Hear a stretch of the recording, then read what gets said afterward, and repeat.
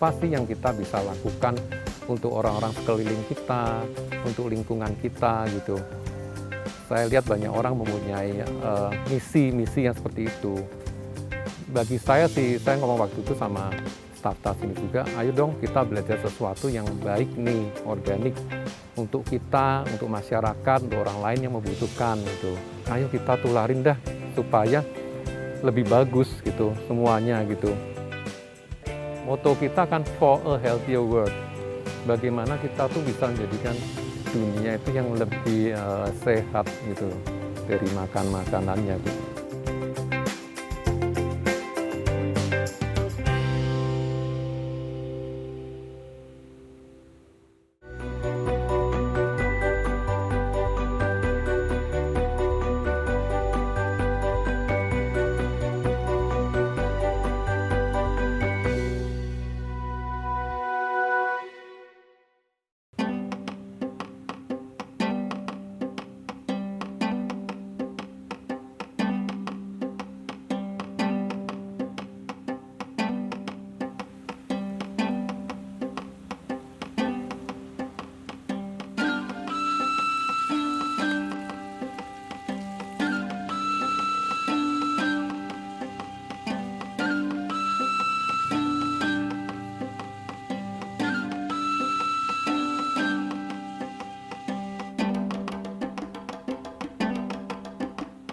Selamat pagi dan selamat datang di Karta Farm. Di pagi yang baik ini kita akan mencoba lihat lahan dari organik di Karta Farm. Kita akan menyapa satu dua yang sedang bekerja, yang saat ini sedang memanen dari sayuran organik. Halo, lagi ngapain semua ini? Pagi. Ya. Ini tanaman yang Pak Choi ya. Coba salah satu diambil, salah satu coba dipanen, coba diambil.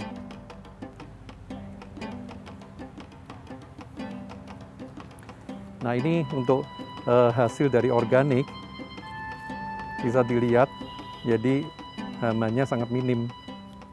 Dan dilihat dari batangnya juga cukup renyah ya, begini patah itu, renyah. Dan daunnya juga bagus, tidak lubang ataupun ada kutu-kutunya. Padahal kami tidak memakai pestisida, herbisida, atau chemical-chemical.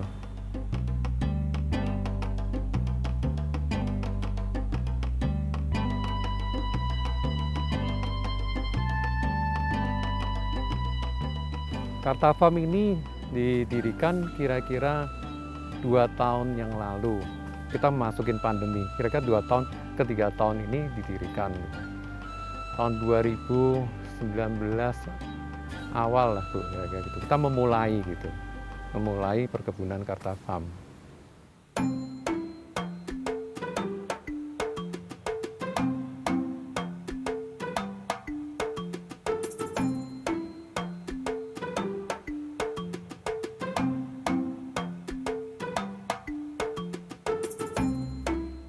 Jadi sekarang kita akan memperlihatkan bagaimana cara kita di Karta Farm melakukan penyemaian. Ini kita ada punya rumah semai. Yuk, mari kita lihat.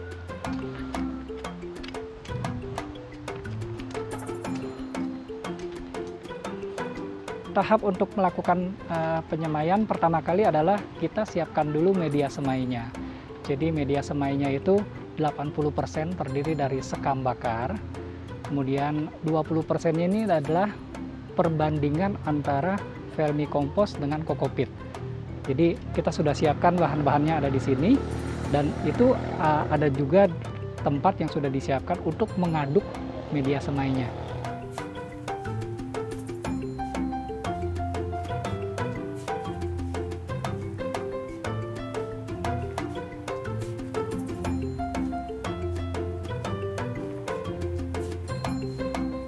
Ini adalah langkah penaburan vermicomposnya terlebih dahulu.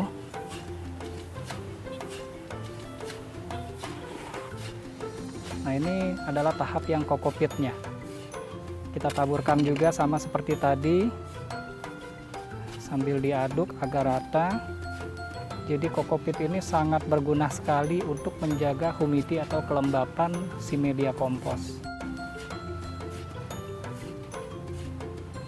Ya, jadi vermikompos yang tadi kita lihat tadi sebetulnya berasal dari kotoran cacing seperti ini. Untuk menghasilkan vermikompos tersebut tidak bisa mempergunakan cacing sembarangan. Jadi memang harus mempergunakan cacing yang khusus. Cacing ini namanya adalah cacing lumbricus, yang memang dari hasil pencernaannya dia, pada saat dia mengeluarkan kotoran itu mengandung mineral dan vitamin yang mengandung unsur hara yang sangat dibutuhkan oleh tanaman. Itu sebabnya kenapa kita butuh vermikompos yang berasal dari cacing tersebut.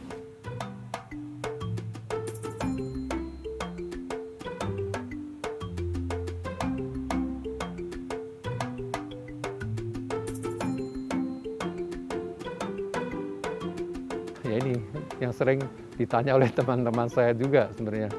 Karena sebenarnya saya ini kan juga pengusaha juga kontraktor gitu. Kami juga ada di bidang pendidikan. Tahu-tahu kok bikin kebun gitu ya. Ya pertama sih karena pandemi jadi sering kemari nih untuk tempat mencari ide, tempat yang kita bisa rekreasi gitu. Pada waktu yang bersamaan sebenarnya istri saya kurang sehat waktu itu. Kemudian kita ke dokter dan sebagainya. Ternyata dokter menyarankan suruh makan makanan yang sehat. Makanan itu makanan organik. Bagi saya itu hal yang membingungkan sih, karena saya nggak pernah tahu apa itu organik dan sebagainya gitu. Dan saat itu kemudian saya berkenalan dengan landscaper yang kebetulan dia vegetarian, makan salad seperti itu. Dan saya tanya-tanya mengenai organik itu, dan dikenalkan dengan pakar yang ahli di bidang organik gitu. Nah saat itu mulai mempelajari. Dan saya melihat kok menarik ya, kalau kita selalu dengan obat-obatan, side effect-nya juga terlalu berat gitu. Jadi saya mencari alternatif nih untuk menambah nutrisi, dan kalau baca di semua internet di ini bagus ya, karena dari zat-zatnya yang ada dalam organik itu bisa memulihkan, juga memulihkan dari namanya self defense yang di tubuh kita gitu. Atau juga imunitasnya gitu. Dan setelah itu saya mengirim beberapa orang saya untuk training istilahnya di Bandung, di Lembang, dan ternyata mereka sangat antusias untuk mempelajari ya. Kemudian saya ikut belajar juga, dan dimulailah di sini sebelum yang Serpong diterapkan gitu. Ya pada awalnya tentu kita masa belajar juga pasti mengalami banyak, ada yang gagal, hama tetap masuk gitu. Dan sampai sekarang pun juga hama masih masuk gitu.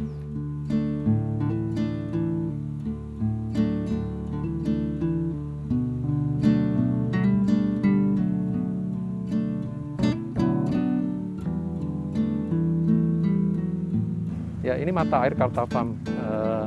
Saya namakan itu karena cikal bakalnya di sini. Saya membeli tanah ini tertarik karena pertama ada mata air ini. Dan sudah 25 tahun sekian, mungkin lebih dari itu ya, sebelum saya beli dari sini pun sudah ngucur. Dan airnya tuh selalu bening begini. Bagus. Ya, jernih sekali sih. Ya, kita udah tes kandungan logam-logam beratnya sedikit. Istilahnya kalau ini soft airnya ya, lembut gitu. Dan saya kok yakin bisa diminum, cuma harus mungkin dimasak dulu lah ya, kan tentu ada bakterinya gitu. Dan kita hitung ini satu hari bisa kira-kira sampai 60 meter kubik gitu. Jadi karena kita mengucur keluar terus ya, kita keluarkan di tandon, kemudian ke empang.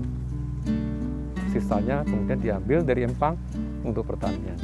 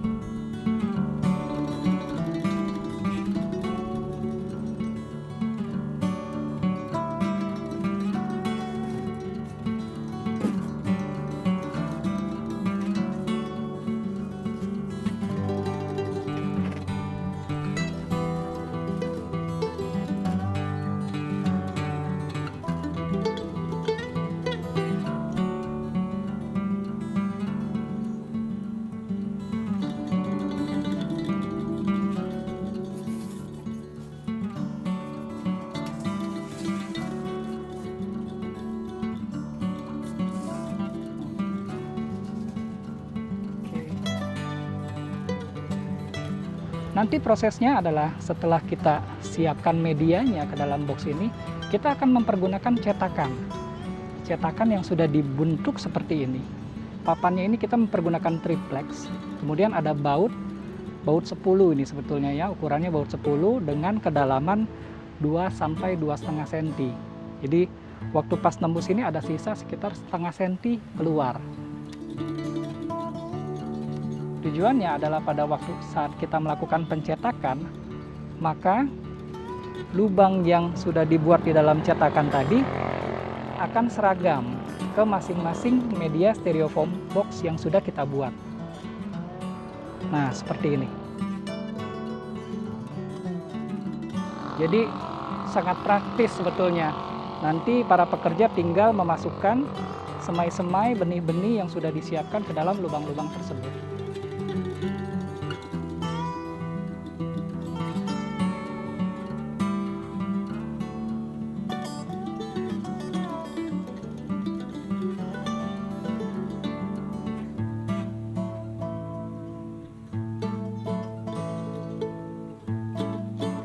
Kita juga pernah main yang hidroponik, pernah yang cuma dikasih mulsa gitu ya. Karenanya ya intinya saya hanya dulu pertama bilang sama istri saya bilang pokoknya nggak boleh pakai pestisida ya, zat-zat kimia. Ya saya pikir ya oke lah kita coba, saya juga nggak ngerti. Dan katanya guru saya tuh ngomong kalau kamu belajar organik, kosongkan pikiran. Jangan di benak kamu sudah mengerti cara pertanian yang konvensional. Nah kalau itu ada, kamu akan konflik interest itu, yang benar yang mana gitu. Ya saya menganggap ya ini yang terbaik gitu. Karena setelah diteliti tidak ada zat-zat kimia yang kita pakai. Itu benar murni dari istilahnya alam.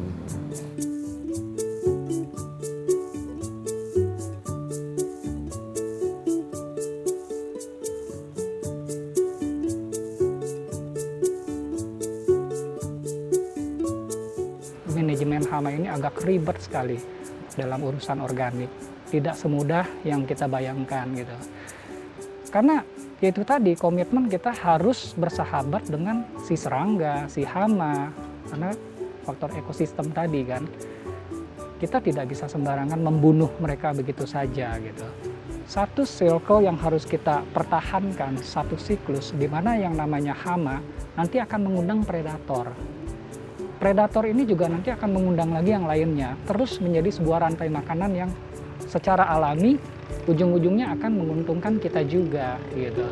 Nah, itu sebabnya kita tidak bisa memutus mata rantai yang tadi itu gitu. Jadi yang kita lakukan manajemennya adalah pertama kita mengenali jenis hamanya dulu. Karena jenis-jenis hama tertentu di sebuah tanaman tertentu mungkin malah bermanfaat apabila kita pindahkan ke tanaman yang lain. Contoh yang kita kenal adalah ya yang biasa tuh ladybug ya. Jadi kayak kumbang kepik yang berwarna merah gitu. Biasanya kumbang model seperti ini tuh sangat ditakuti oleh hama yang lainnya. Kenapa? Karena kumbang ini dia justru bisa menjadi predator bagi hama yang lainnya. Jadi apabila kita bisa mengenali karakteristik hama tertentu, kita bisa memanfaatkan itu gitu. Kumbang kepik ini apabila kita ketemu di kangkung misalnya, dia bisa menjadi hama. Tapi kalau kita pindahkan dia ke topocai, mungkin dia malah membantu melindungi, malah dia memakan hama yang lainnya. Itu salah satu manajemen hama. Yang kedua adalah kita menggunakan screen net. Nah, screen net ini kita pasang pada pagi hari, kita buka supaya ada kecukupan sinar matahari. Begitu sore kita tutup lagi. Atau waktu pas lagi kita siram tanaman, pada saat itu kan pasti ada hama-hama atau serangga-serangga yang merasa terganggu berterbangan kan. Setelah disiram kita tutup lagi. Ada proteksi seperti itu. Jadi kita betul-betul melakukan manajemen hama itu secara natural, tidak dengan pestisida atau kimia.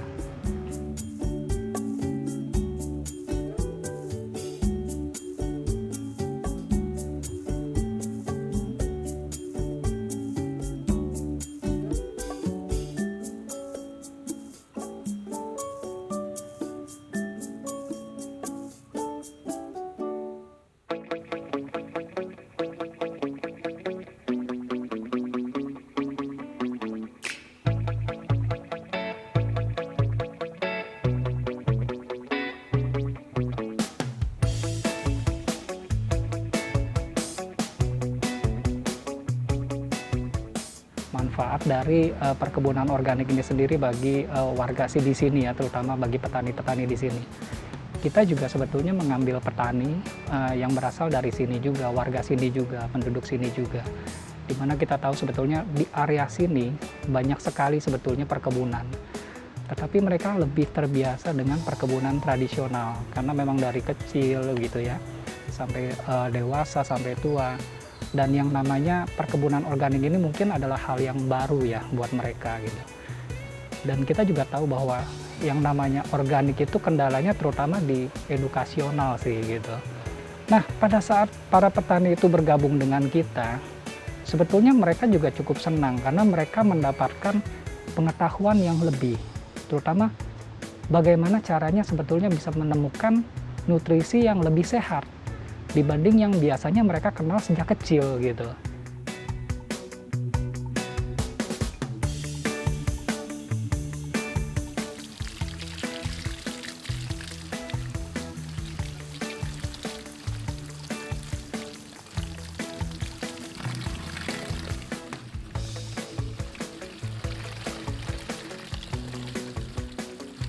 Organik itu kan sebenarnya kan people, earth, and environment gitu. Tentang manusianya, tentang buminya, dan lingkungan. Itu yang harus menjadi satu kesinambungan sih. Nggak bisa salah satu doang, mau cuma lingkungan, tapi masyarakatnya juga tidak diedukasi kan nggak bisa.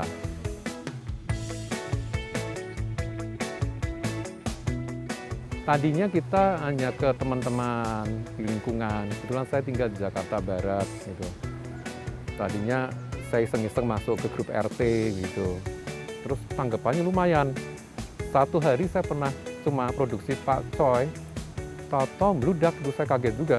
Langsung order dong, 80 pack satu ini. Udah, kita cuma punya hari ini 30 pack gitu. Saya mulai pikir, wah bagus juga ya berarti ya minat-minat itu. Dan karena kita terus menjaga kualitas ini, terus kita mulai coba menghubungi supermarket, gitu. Supermarket Jepang itu ya, karena memang kontrol kualitasnya cukup ketat gitu. Ibu bisa lihat juga sih dari hasil afkiran bis kita di sana tidak banyak, karena memang dari sini Pak Cincin sudah menerapkan sistem kontrolnya yang ketat.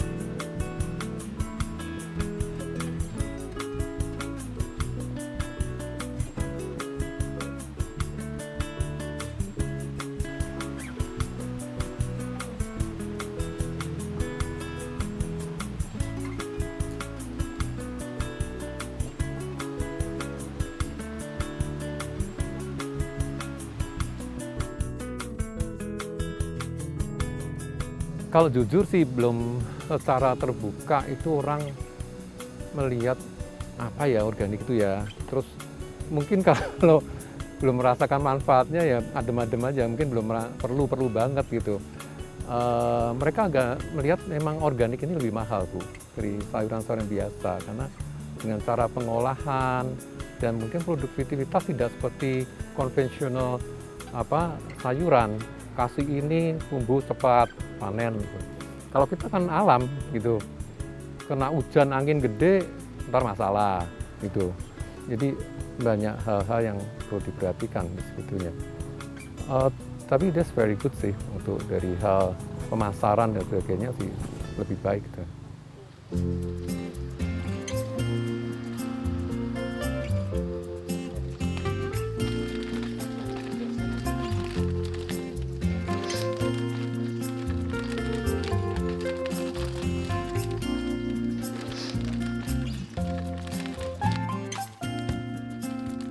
Kalau cita-cita saya banyak sih Bu. Saya itu mungkin udah umur di atas 50 ya saat ini ya. Mulai berpikir apa sih kebaikan kita ini di dunia ini terutama gitu. Apa sih yang kita bisa lakukan untuk orang-orang sekeliling kita, untuk lingkungan kita gitu. Saya lihat banyak orang mempunyai misi-misi yang seperti itu. Bagi saya sih, saya ngomong waktu itu sama staf sini juga, ayo dong kita belajar sesuatu yang baik nih, organik untuk kita, untuk masyarakat, untuk orang lain yang membutuhkan gitu. Saya pengen membantu seperti itu sih. Bahkan kalau dari ilmu silahkan juga sih, kalau ada yang mau belajar bagaimana, ayo kita tularin dah supaya lebih bagus gitu semuanya gitu. Dari segi kan moto kita kan for a healthier world. Bagaimana kita tuh bisa menjadikan dunia itu yang lebih sehat gitu loh dari makanannya Bu. Memang dalam hal produktivitas kita katakan organik ini agak sulit ya kalau suruh langsung semua ngikutin begitu kan, karena masih pertanian konvensional yang dilakukan. Tapi saya harapkan masyarakat lama-lama lebih aware lah, terutama sih tadi kalau organik itu kan sebenarnya kan manusianya, bumi, dan lingkungan gitu. Ya mana dulu dimulai deh gitu, kalau mau ideal semua kan nggak bisa ya kan. Di organik ini kan tadi kan menurut saya harus ada tahapan-tahapannya gitu. Contohnya kalau buminya bagus, lingkungan itu, tapi mindset cara berpikir dari manusianya bekerja yang itu hanya terus-terusan untuk komersial, tidak ini sulit Bu akhirnya. Jadi saya harapkan sih ya kita memproduksi sayuran yang berkualitas, yang bagus untuk kesehatan orang banyak.